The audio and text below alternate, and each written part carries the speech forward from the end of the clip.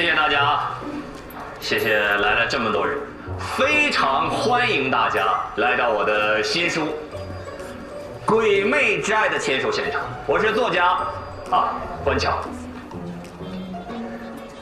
正式发售之前呢，我想简单说两句。最近一直有很多人问我，说魔幻现实主义到底是什么意思？不是简单的说魔法呀、幻想这类的，而是一种创作流派。与其说是一种文学呢，更不如说是一把刀，是一柄弓箭，像剑簇，深深地插进粗糙的现实皮革当中去。魔幻现实主义文学呀，有两个特点，一个是现实，另外一个就是深刻的讽刺。这样呢，就要求作为创作者必须要有足够的人生阅历。哎，小王，干嘛呢？说你呢。兵符什么煞？我写啥就是。马哥，你秤是不是坏了？这么多书，80。爱卖不卖。山淡淡那个花儿开哟。哦，高主编，关桥谁？我。哎，我稿费呢？咱是不是说好的？我要那堆书有什么用啊？上秤要80块钱。他当初怎么说的？你怎么跟我约的稿？你大爷！哎，你，喂，关作家，关作家，卖吗？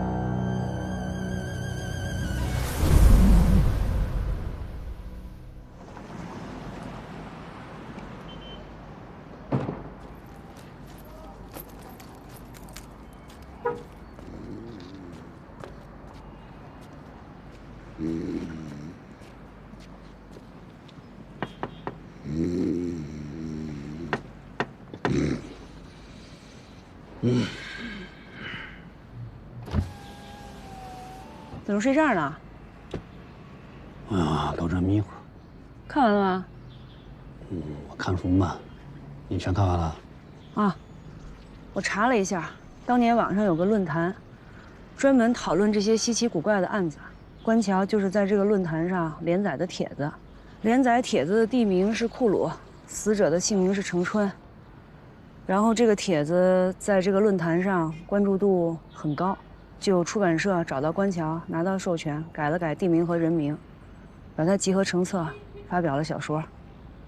小说的很多细节是当年那个案子我们没有公布过的，所以我觉得关桥可能知道一些我们不知道的。你有啥安排？找他聊聊。没有。我在秘书那儿。哦，你面。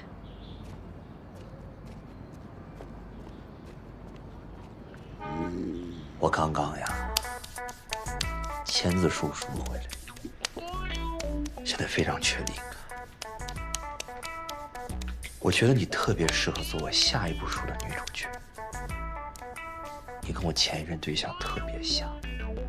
真的吗，大哥？真的呀，啊！哎，有时间你可以到我家坐坐，咱们呀一起创作啊。我省里呢还有一些记者朋友啊，他们都是干这个的，让他们也采访采访你。大哥，您人脉可真广，认识的人也多。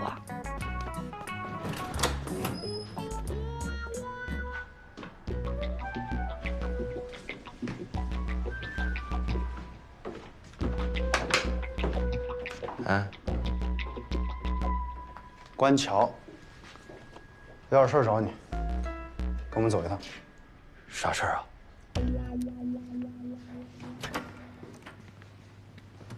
哎，我抗议啊！我刚才在洗脚城捏脚呢，突然进来2个人把我带到这儿来了。我怎么知道那个地方是正规的还是不正规的啊？不聊捏脚的事儿。我们找你来是要了解一些其他的情况，请坐。你跟孙彩云住一起吧？我俩是同居呢，但那是你情我愿的事儿啊。我是个作家，文人风流嘛，但违法乱纪的事儿我没做过啊。谁说你违法乱纪了？那抓我干嘛呀？《沙尘暴》我看完了，写的真不错。罗警官，关某不才啊，请您雅正。尤其是这里面的细节，太真实了。罗警官，您真是我的知音呐！我在写这个作品的时候也投入了非常多的精力，我写的时候放入了很多感情。我写完之后大病了一场。没那么简单吧？当然没那么简单了。哎，写完之后很多人扒我的身份啊，我的粉丝都知道我是个技术工人，还有人说我是什么那个大刘第2，就那个写科幻那个，把我看小了。那科幻文学怎么能？陈春认识吗？你小说里的这个女主人公春，跟现实生活中的程春，还有你小说里的陈元宝，和现实的丁宝元，在职业和社会关系上都高度契合，你怎么解释？那个案子当时多火呀！啊，那报纸、网上都查得着。哪个报纸和网上查得到丁宝元和程春有私情？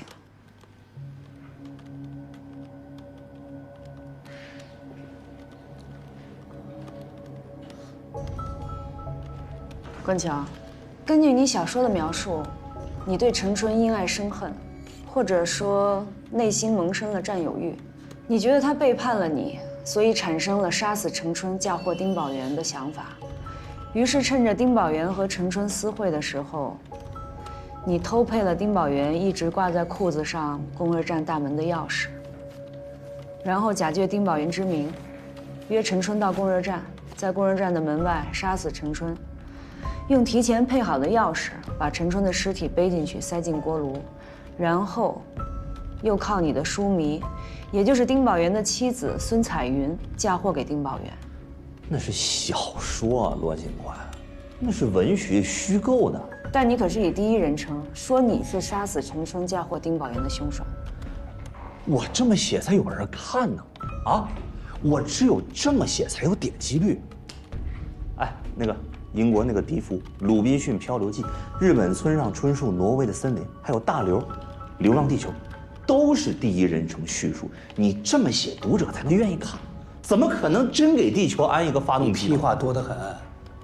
程春被杀，原犯罪嫌疑人丁宝元翻案了，我已经把你列为重要嫌疑人。凭什么呀？你们有证据吗？认识陈春吗？认识。怎么认识的？说说。他在夜市摆摊儿的嘛，卖麻辣烫的，长得挺好看的。我当时是个文艺青年，特别穷，吃上顿没下顿。我在他的摊子上认识了他，他听说我是个作家，就对我眉来眼去的。一来二去呢，我们就好上了。他先勾引的我啊。那你对陈春的情感是不是像你小说里写的，因爱生恨，充满了占有欲？他先勾引的我，我是个作家。哎，我当时跟他说我来库鲁是为了给小说找灵感，找完了我就回省城了。他听说完之后对我特别上心。后来我听说程春是做皮肉生意的，我们俩就断了。再后来我听说程春死了，你们把丁宝元抓起来了。当时街头巷尾都在说这个事，众说纷纭啊。我当时想把它写成书，一定能火。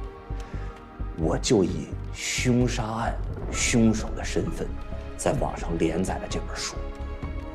哎，我这都是出于对于文学的一种热爱啊。程春的死跟我肯定没有任何关系。哎，关晓，你那小说里的程元宝和春儿，生活里有什么关系啊？你是说丁宝元和程春？他俩好过一段时间，后来孙彩云就捷足先登了嘛，我就知道这些。关桥，你最好想清楚，还有什么遗漏的没交代。如果让我们知道你知情不报，下次就没有这么简单了。我就知道这些啊，我那个书里一部分是程春跟我说的，还有一部分是我在网上提炼出来的嘛。我真就知道这些啊！我们应该马上再次提审丁宝元。小说不能当证据吧？除了小说，我们也没有别的证据。那你说怎么办？你是领导啊，我配合你工作呀。哎，王处，您来了，给你介绍。王处啊，我陈江河，终于见面了。啊，江河同志，你帮我看看这是什么？这什么？就在226焚尸案的案卷里面夹着，跟证据目录对不上。好像见过，忘了在哪儿见。是不是档案馆里疏忽了，把别的案子的东西放进来了？不可能，不可能，不可能疏忽。小罗啊，哎，你跟江河同志再认真查查这个案子。好。哎，王处啊，给个机会啊，请你吃我们当地最好吃的拌面。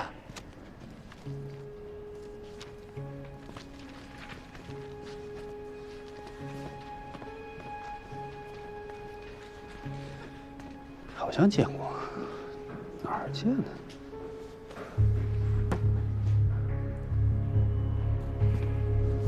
不会是别的案子的东西混进来的吧？我们在案子归档前都会经过仔细的检查，除了卷宗原件和备份的复印件之外，其他无关的东西不可能混进来。我建议你查一下这个226焚尸案卷宗的借阅记录。最后一位借阅的是葛队，还借走了03年秋季扫黄打非专项行动的全部材料。03年秋季扫黄打非，我参与过抓陈春的行动啊。葛队啥时候还的这2个卷宗？是葛队出事以后，刘局长帮葛队整理完以后归还。刘长林。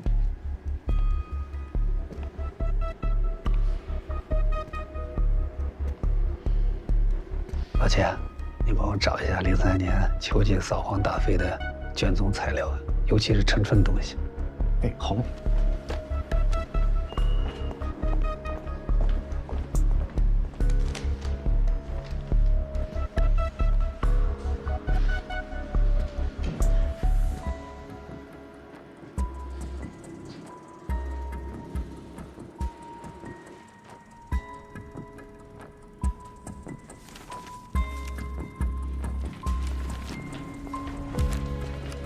老陈，这就是03年扫黄打非没收的物品，陈春的物品和记录应该都在这里面了。好，谢谢啊。嚯，扫黄打非，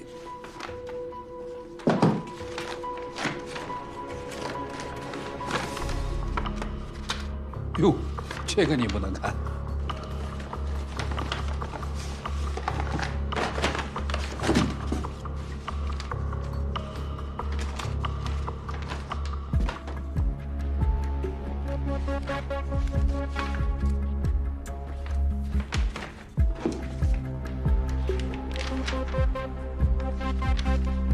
对上了。陈春的电话本。更像一个账本，有电话号码，前面没名字。对。后面有数字，这个数字是什么意思？账目为啥不留姓名？对啊，为什么呢？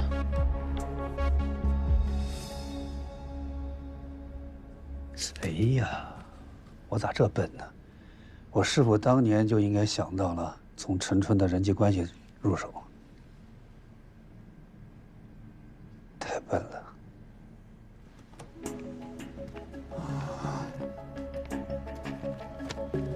先把这个留着，看看别的。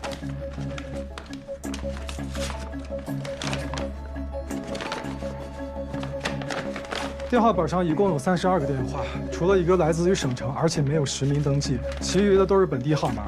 上面有丁宝元入狱之前的电话，就是这个。丁宝元1311946571，魏石门口。423。丁宝元和陈春有关系的证据找到了，把这个还回档案室。哎，好。哎，什么时候提审丁宝元啊？什么时候提审丁宝元啊？现在。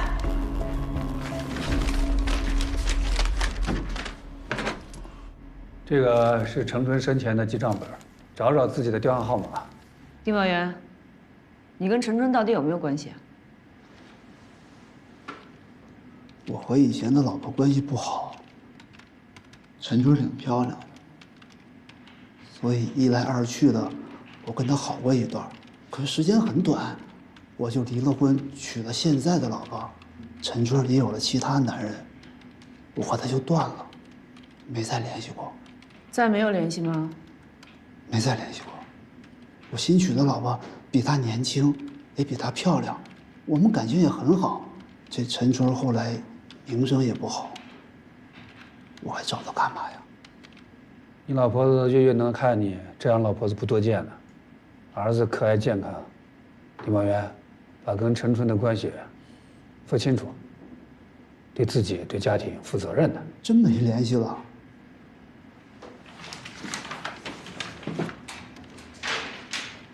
这是陈春死前的3个月通话记录，看看有没有你的电话号码。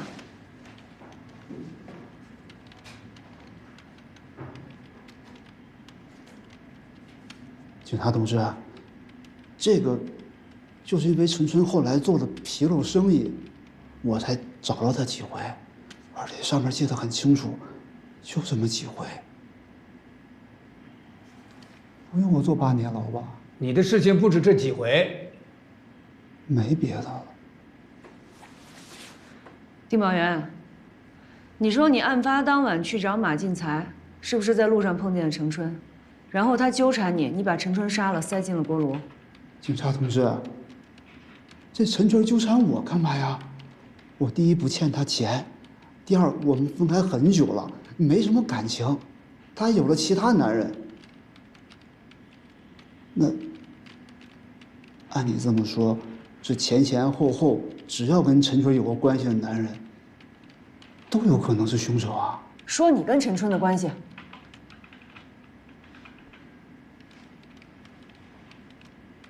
陈警官，我听说你和陈春都是从洛车出来的，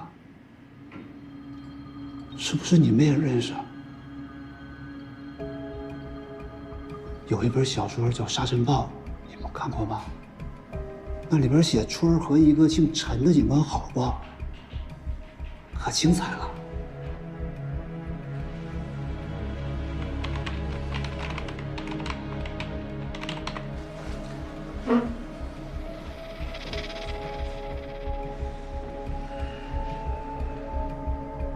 你这个松锅啥意思？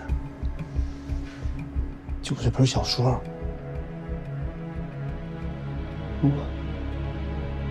罗警官，你可以看看，写的可好了。我每天都看，写的可好了，太精彩了。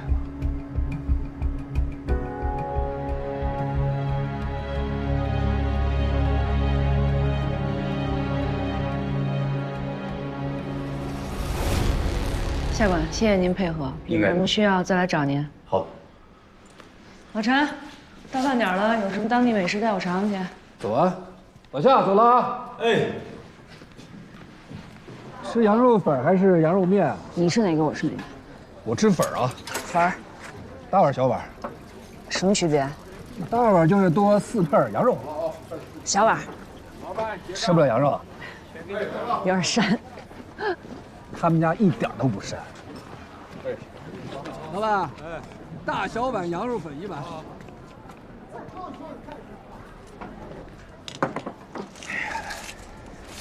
尝尝这个。哎，老陈，库鲁就这么大个地儿，人和人认识很正常的。正常。太小了，地头。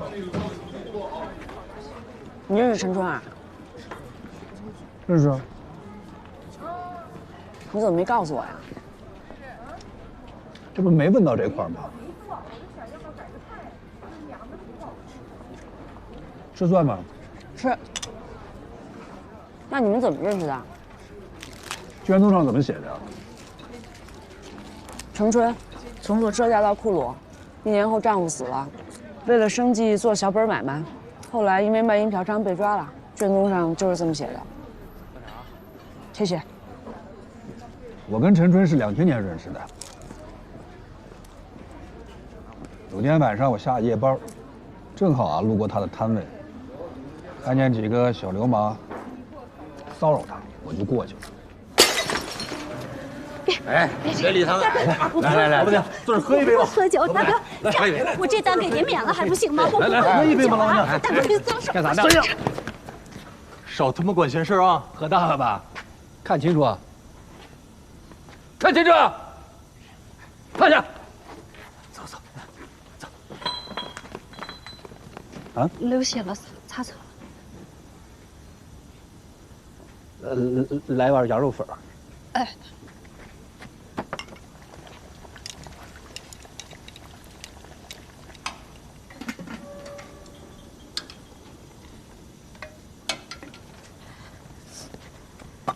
这送您的，您先吃着。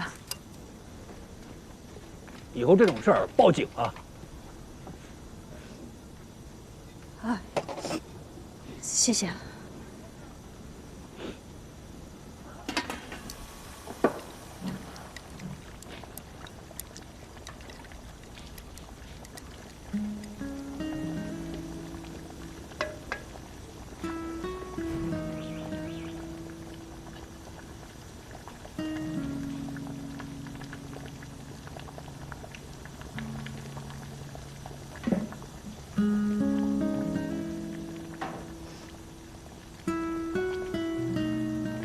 后来陈春为了谢谢我，带着自己做的吃的找过我2次，第3次我就拒绝了。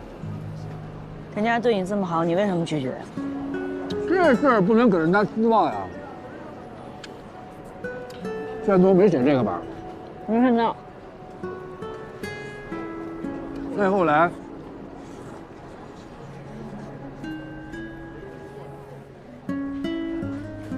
我就去省城进修2年，又回到库鲁，一直没联系。再后来，在一次抓捕卖淫嫖娼行动中，我抓了他。再后来，就是公社站发生命案，被害人陈春。官桥小说里的主人公陈春，他只是希望在这个小城里能生存下去，不被人欺负，所以他把所有的希望都寄托在男人身上，那是他唯一的依靠。哎，老陈，你有没有想过，如果当年你接受了陈春的示好，他的人生就不是今天这样？我瞎说啊。那很可能就是另一个版本的沙尘暴了。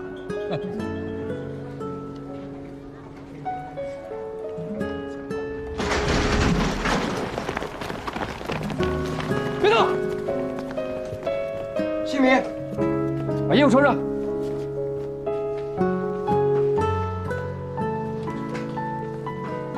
蹲着，蹲着，蹲着！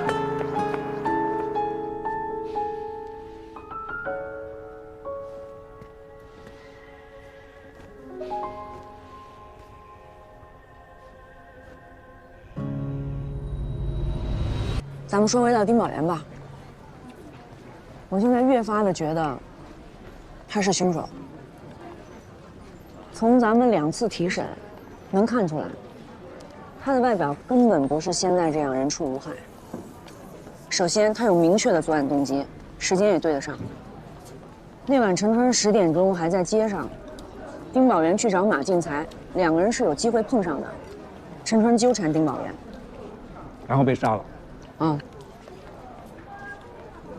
丁宝元说了，陈春不止跟他一个男人有纠葛，为什么要等到他们分手的时候纠缠他呢？陈春跟丁宝元分手以后，丁宝元一夜暴富，陈春知道丁宝元有钱了，所以去纠缠他，这是有可能的。丁宝元当初承认杀了陈春，为什么不承认他们有关系认识呢？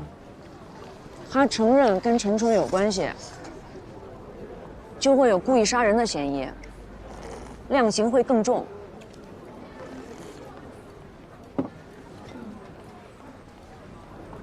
如果是这样，丁宝元说的供热站就不是第一现场。第一现场是在大街上，陈春最后出现的地方。也许，这最终是疑罪从无的案件。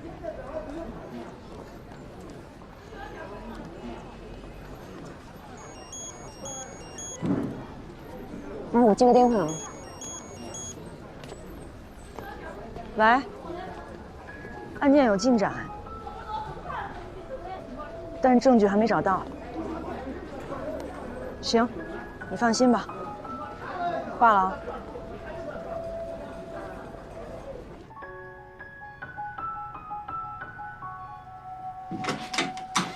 王老师回来了。哎呦，江河，你来了。你看看，你看看。我这么跟你说，孩子，你别老往这跑，往这跑的，办案子要紧。尿布换了，饭马上喂完。洗手吃饭吧，王老师。就不该给你配钥匙，洗手去。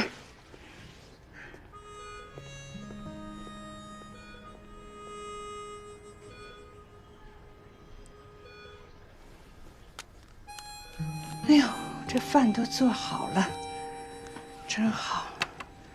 去看看。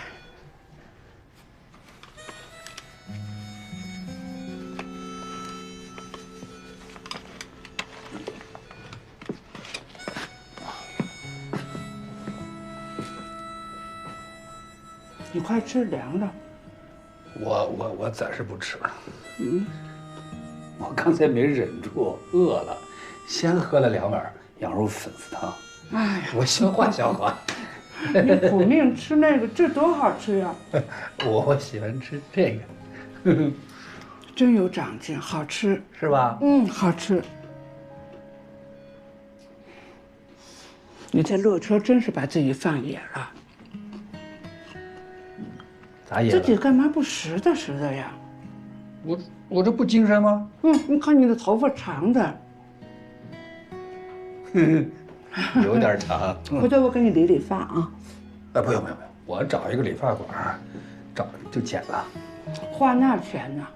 你师傅躺着7、8年，什么都是我给他拾掇。等我吃完了啊。行。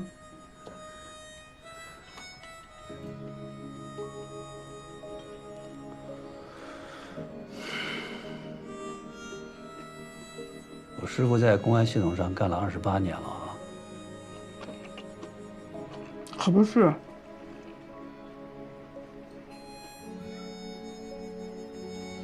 这些年来，我师傅有没有哪个案子心里不落地的？有，就工作站那个。咋不落地了？我感觉，从丁宝元判了刑，你师傅就添着心思了。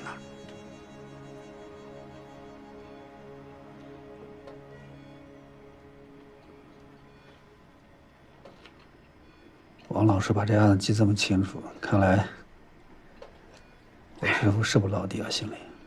老葛的事儿就是我的事儿嘛。我听说局里要复查这个案子，你这次回来就负责这事儿吧。也不算负责，我配合工作。江河，这案子要查就好好查，也算了了你师傅一个心思。啊。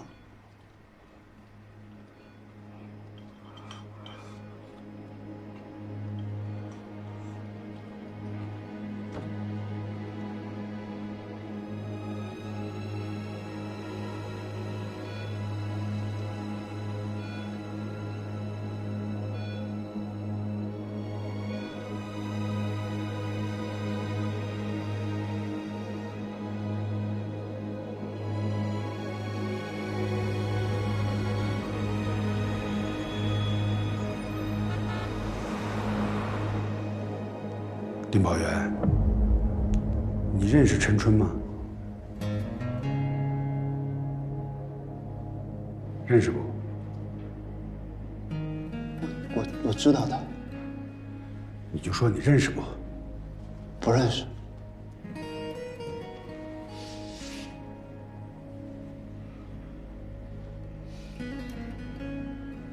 丁委员，你把那个作案的过程再叙述一遍。我是10点半回到站里，看见煤堆那儿站了个人，我以为是偷煤的，我就想教训他一下。我们这一班2个工人，我带班，一共3个人，钥匙只有1把，一直在我这儿。我用铁锹拍了他的头，他一下就倒那儿了。我没想杀他，我是打错人了，我也是为了保护国家财产呀。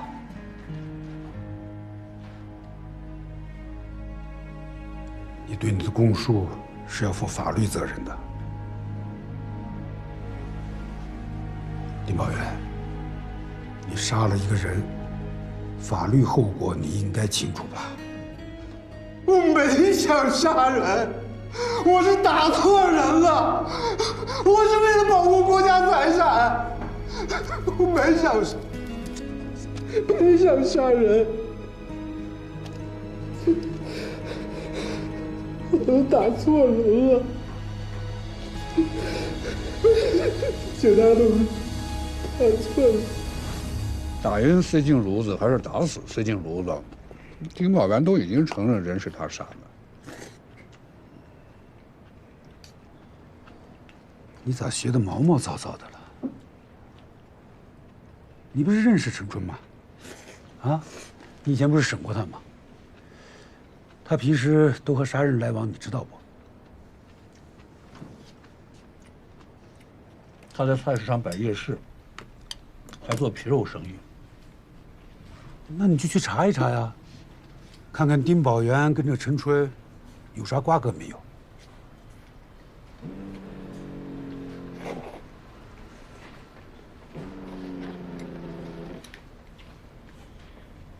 哎，老婆，我跟师傅在一起呢，你跟他说。说好了，这个案子破了，走人。听见没有？破了走人。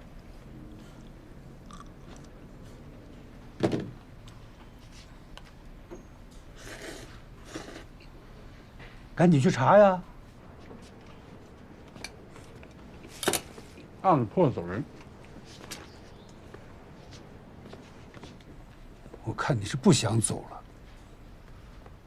了，是不是老有男的来找他呀？他和公热镇的丁宝元熟不熟？这人命关天的，我就更不敢说了。反正我是没见他们来往过。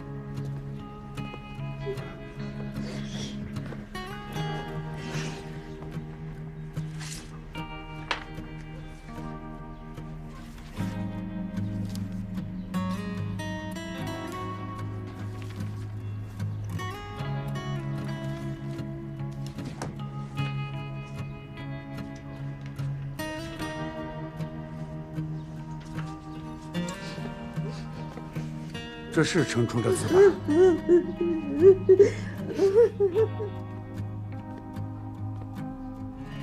师傅，这案子能移交吗？拿啥移交？丁宝元不亲口供述了吗？光有嫌疑人的供述，没有证据配合，咋移交？拿啥给嫌疑人定罪呀？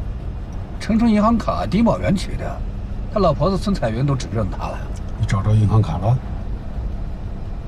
他老婆7年前他杀人了？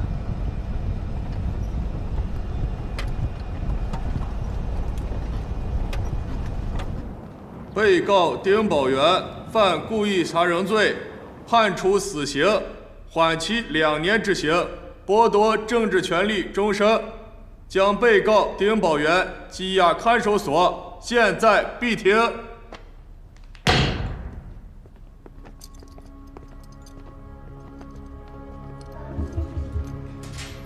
宝元哥，宝元哥，你放心，我一定会好好照顾孩子的。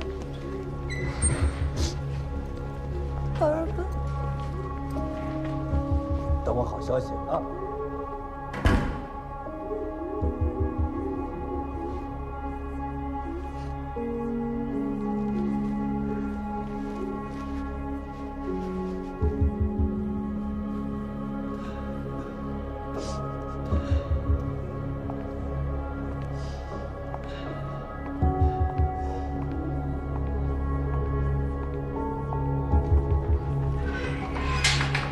师傅，怎么？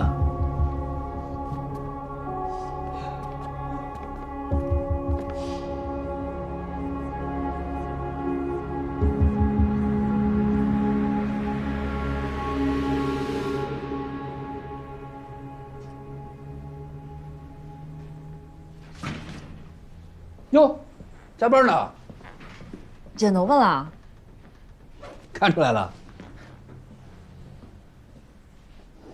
小罗，今天你说那个丁宝元杀人动机，我想了想，觉得不成立。怎么不成立啊？我是这么想的啊，这丁宝元啊，不惧怕陈春把他们俩的私情告诉孙彩云，因为呢，他俩好啊，在前面，孙彩云后来者。还有就是孙彩云能攀上这个丁宝元，那就是路上捡到了一个大元宝啊。丁宝元不会因为这个勒索杀了陈春的。要照你这么说，他没有杀人动机，丁宝元就不是凶手。那他当年为什么供认自己杀了人呢？我以我的生命保证。我们绝对没有刑讯逼供，他当时就是自己承认的。有一种可能，什么？替人顶罪。替谁顶罪啊？8年前他剩下的亲人，除了跟那个前妻的女儿，就剩下怀孕在身的孙彩云了。他替孙彩云顶罪啊？有可能啊。2个女人为一个男人打起来了，这孙彩云情急之下杀了程春，扔到炉子里。孙彩云那天跟二溜子马进才在一起，没有作案时间。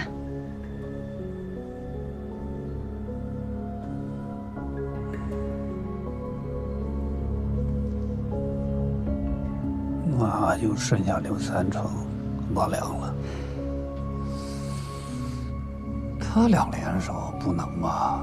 他俩要是联手，这纯纯从炉子里调出来，都烧成灰了。如果是他俩其中一个呢？你这是推断，你这也是推断。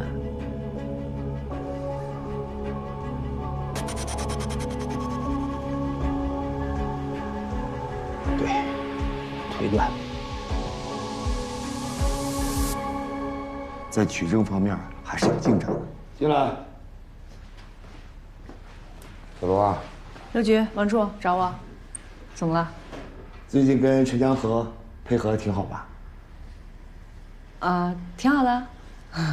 案件有什么进展吗？老陈跟我说了一个有意思的推断。什么推断？他说丁宝元当年有可能是替别人顶罪的。替谁顶罪？他老婆孙彩云。目前只是推断，还没有实质的证据。小罗，我们办案要讲究依据，不能只靠推断呀。具体说一说。通过我们走访调查，发现丁宝元的家庭关系很复杂。他入狱以后，他老婆孙彩云一直跟一个叫关桥的人住在一起，而这个关桥呢，写了一本小说叫《沙尘暴》。小说里边的这个情节跟我们当年的案件高度的吻合，而且非常的真实。你们靠一本小说进行推断？那不是。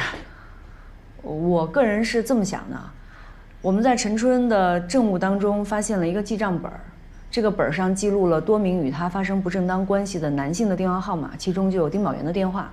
而且我看了当年的卷宗，陈春个人的社会关系这一块是一个盲区。所以我建议，接下来我们要着重调查一下陈春的社会关系。既然有方向了，就让他们查一查。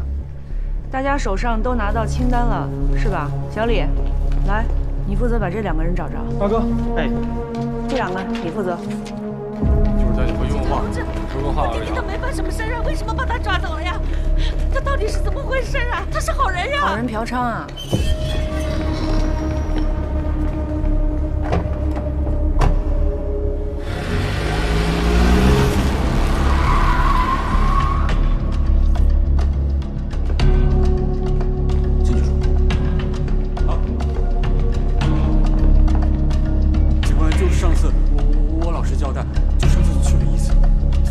坐回去。我现在告诉你啊，第一天去吃了红焖羊肉，坐那。认识程春吗？我们把你请过来是因为什么？你自己心里不清楚吗？不认识。我跟你说啊，什么意思啊？不配合是不是？我拘留你信不信？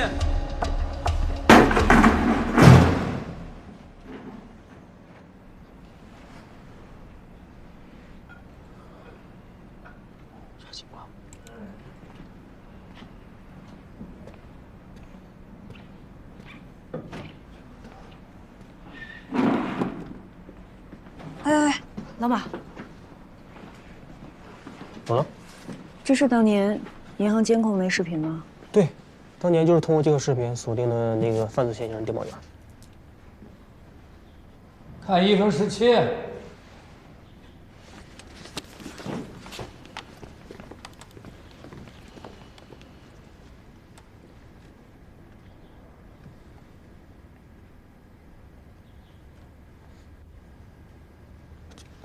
这不就是丁宝元吗？看丁宝元只是现场的视频，有啥区别？这不还是丁宝元吗？没啥区别。没区别啊。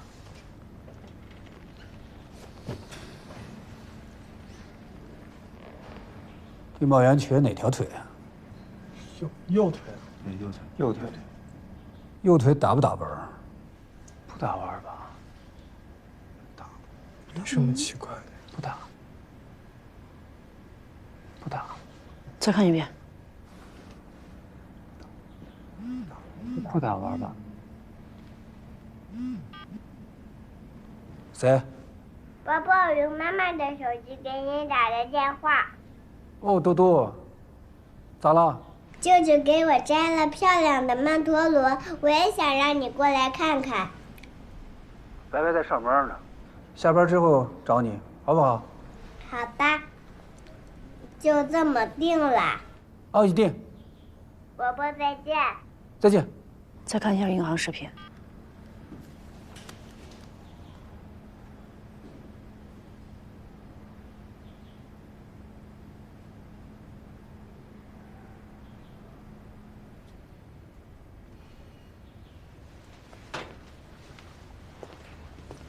妈妈，再往前倒一下。2个视频，丁宝元下台阶的姿态不一样，有人伪装丁宝元在银行取钱。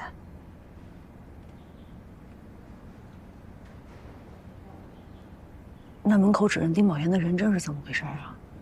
银行门口大妈呀，卖包子啊。一辈子没被人重视过，终于有个机会可以发挥了。现在我们能证明这个案子确实存在合理怀疑，根据疑罪从无的理念，判定丁宝元无罪。不要疑罪从无啊！这是现代法治理念。从监狱里出来，还背负着杀人嫌疑，日子不好过的。打脸球子的，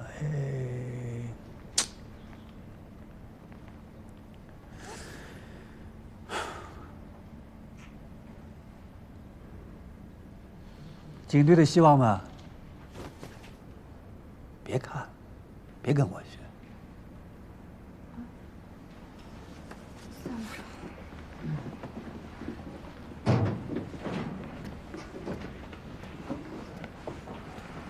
把垃圾桶拿过来。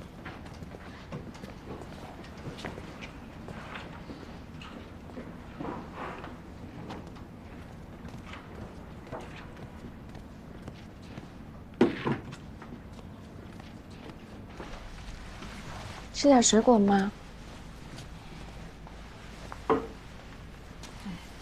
包个橘子。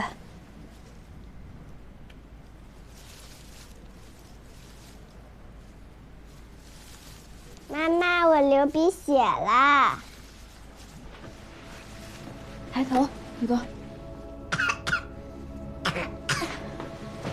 宇多，宇多，抬头，宇多。吴医生，吴医生，吴医生。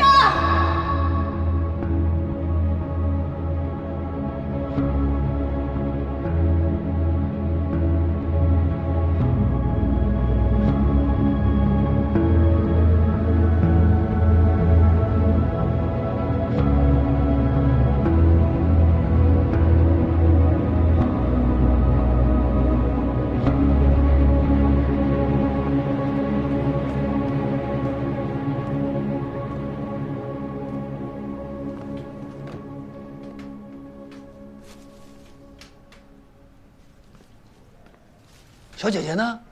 她鼻子出血了。哎，护士，这床的那小女孩多多呢？在楼下抢救呢。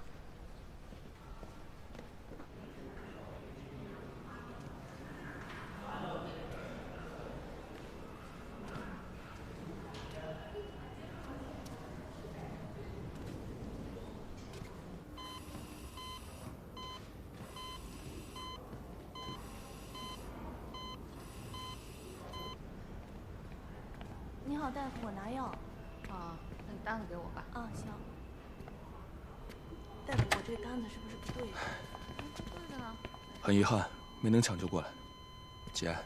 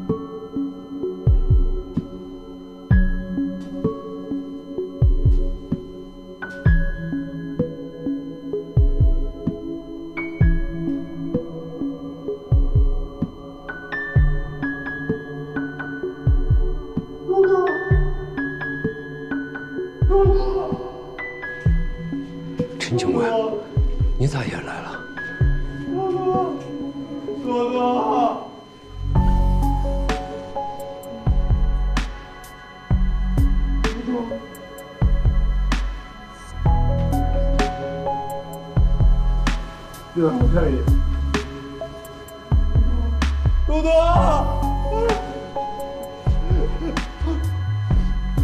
多多。